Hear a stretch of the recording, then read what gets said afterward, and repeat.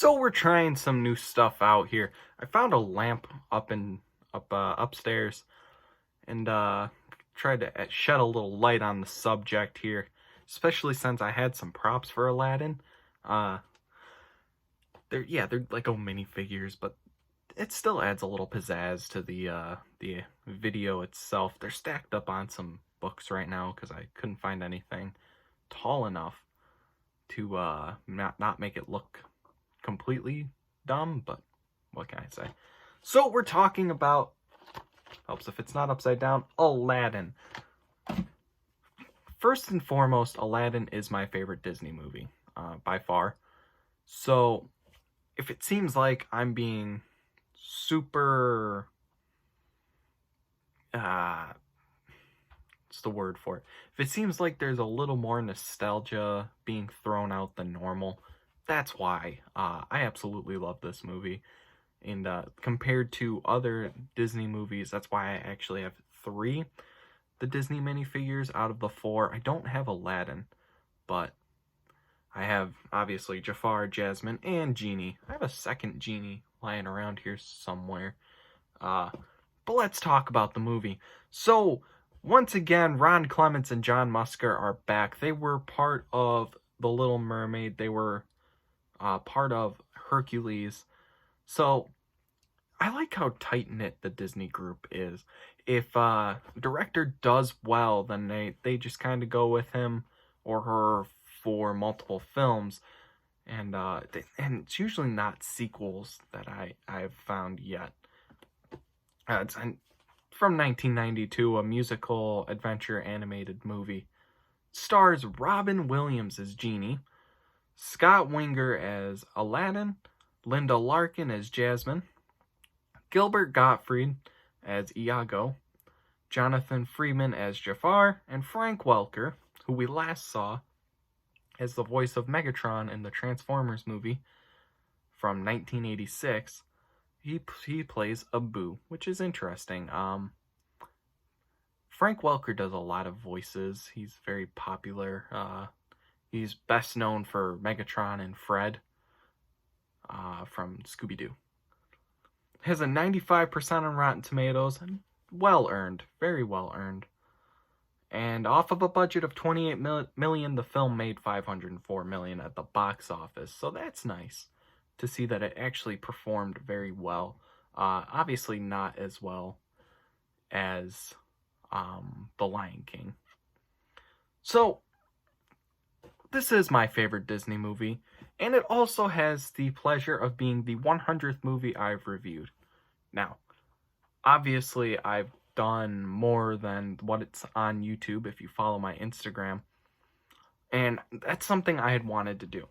I've been watching out for the 100th review to come out, and I've been counting them every so often because I wanted it to be something special to my heart. And I completely forgot, and I started planning Disney Week, and I forgot until the middle of this week, and I was like, oh, wow, wait, how many reviews am I coming up on? 100? What's coming out on that 100th day? I lucked out when I planned Aladdin, and it was not intentional, but it worked out perfectly. So, I'll admit that I'm a sucker for Robin Williams, but show me one person who doesn't love him, and I will fight them. It is a shame that he is no longer with us, and actually, it's a shame some of the things that I will tell you in a few minutes about what happened behind the scenes of this movie with him. He's just so eccentric and an absolute pleasure, but as I said, I'd be remiss if I didn't mention the behind-the-scenes issues. Part of the deal for Robin Williams was that he was doing it to be part of the animation tradition, to make something for his kids. He didn't want to sell anything, as in toys, as in Burger King. They also, the other part of the deal was that this was his voice. You can sell the image of the character, but my voice is my voice. Do not use my voice in anything I don't contractually agree to. They overdubbed his voice onto the character to sell products, which was something he did not want. He didn't want his voice used in anything he didn't contractually agree to. But Disney went ahead and did everything. That makes me sad. And this is why he didn't return for The Return of Jafar. They corrected the issue when new CEO Michael Eisner, who is, I don't think he's the CEO anymore. I believe he stepped down a few weeks well, not a few weeks ago now, but it was quite recently from what I remember. It was either him or Bob Iger. I don't know all the Disney CEOs. But he corrected the situation with Williams, and that's why he would return for the third sequel, King of Thieves. Yeah, all of that sucks, and it's sad, and I'm so unhappy with how they treated Robin Williams. But Michael Eisner corrected it, so I can't exactly let that sway my opinion on this movie. If it was something that wasn't corrected prior to his death, if he had died and then they didn't do anything about it, then yeah, this movie would definitely get a low grade, just because if you're a studio and you're creating a film, you don't want to mess with your cast, you don't want to mess with your crew. That's how you make bad movies. So you want to make sure your group is supported by everything. So, I love when a movie can balance comedy, drama, and action. And this movie does that well, like masterfully well. Genie is funny when he needs to be, but adds moments of levity and serious moments. That's important because it's a kids movie, and you don't want it to be so serious that the kids aren't going to want to watch it. Something like an MCU movie, when we get into that later down the line, that's when I'm gonna kind of be like, well, hold on, there's moments of levity when there shouldn't be. These movies are not kids movies. These movies are made for teenagers and adults. So why? But Aladdin is a perfect example of why you should use those moments of levity in situations. For example, Jafar has taken over the palace. He's turned himself into the Sultan. Jasmine does this weird, freaky, oddly sexual thing towards Jafar. Genie's jaw drops to the floor, and Jafar rolls it up like it's a map in a classroom. That was funny. Moment of levity in a serious moment. That was necessary because this is a kids movie. You can't have it too serious for kids. Now, I was the target audience, and I continue to be, and that's why this continues to be my favorite Disney movie. And I remember watching this quite a bit as a kid. And Aladdin is the best Disney prince, and vice versa, Jasmine is the best Disney princess. Instead of being your normal stuck-up, clueless, she wants out. She wants to be free of the Sultan's reign because he's trying to marry her off. She's like 14.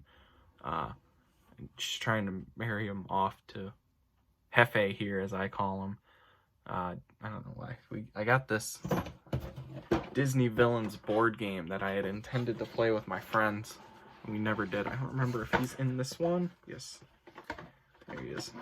He's this little piece here. Oh, I knocked over Jasmine. And the deal was, when we were going to play it, was you guys can be any number of the characters. I have dibs on Jafar. I want to play Hefe. And from that moment on, I have called Jafar Hefe for whatever reason.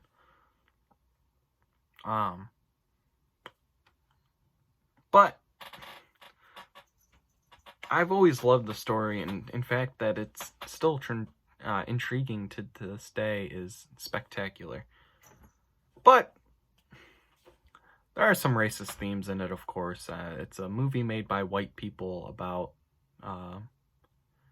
the how do we put this, Hindu culture, Arabian culture, whatever. It's Arabian culture now that I think about it. I didn't really look into this, and I probably should have for our purposes.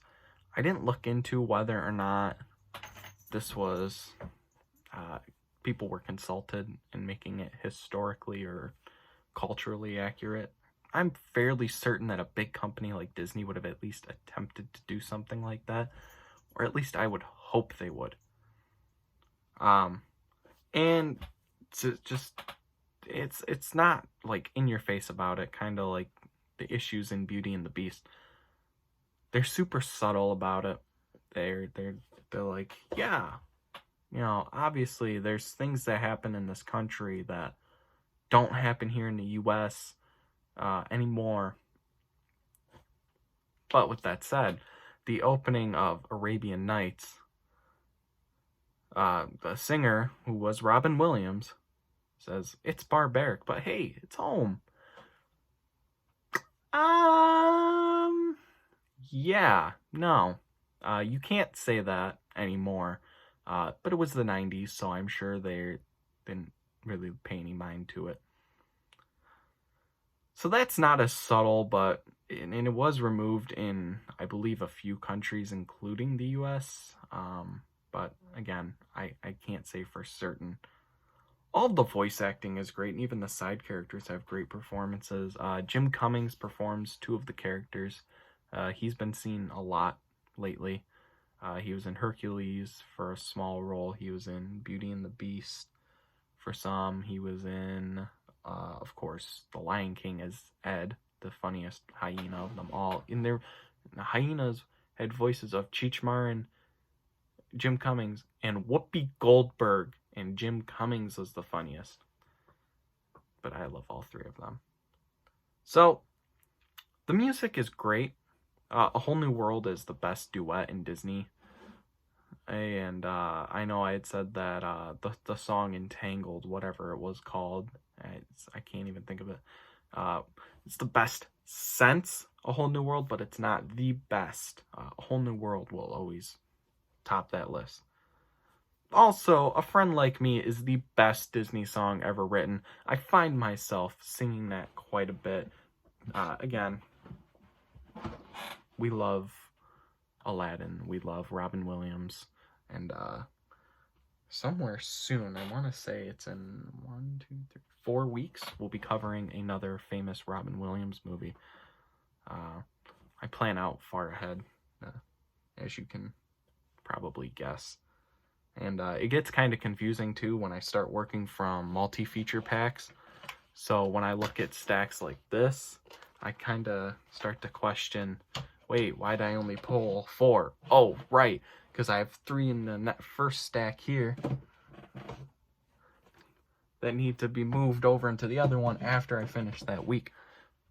I confuse myself a lot, you'll find in this channel. The animation still holds up, and as we've talked about, that's super important.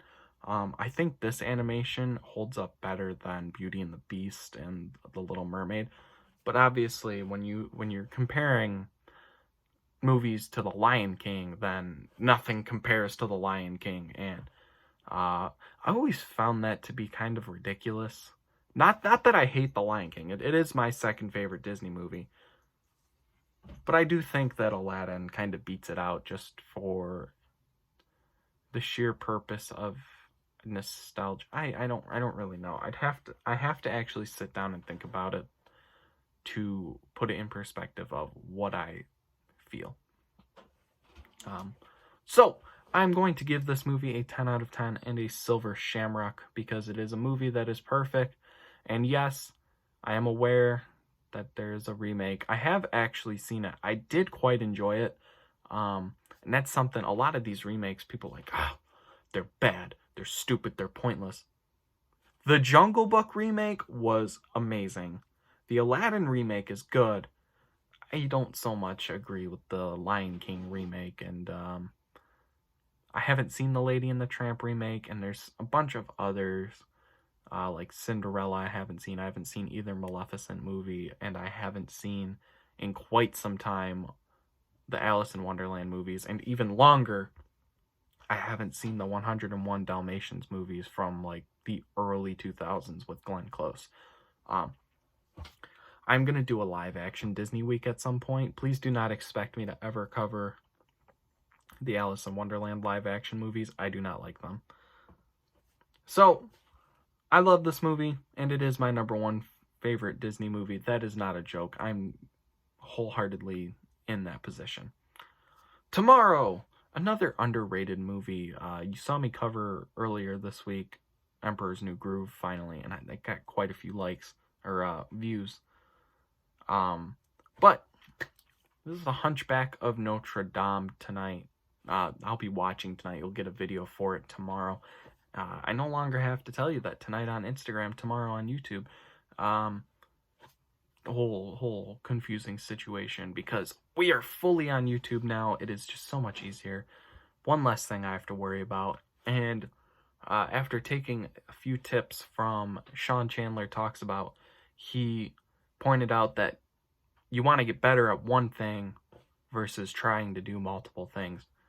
I've done my Instagram thing. I've been pretty good with it. So let's perfect YouTube. Let's add in some lighting to not make it look horrific. Let's try a few new things. Maybe I don't know. Maybe I don't know. I haven't fully gotten there yet.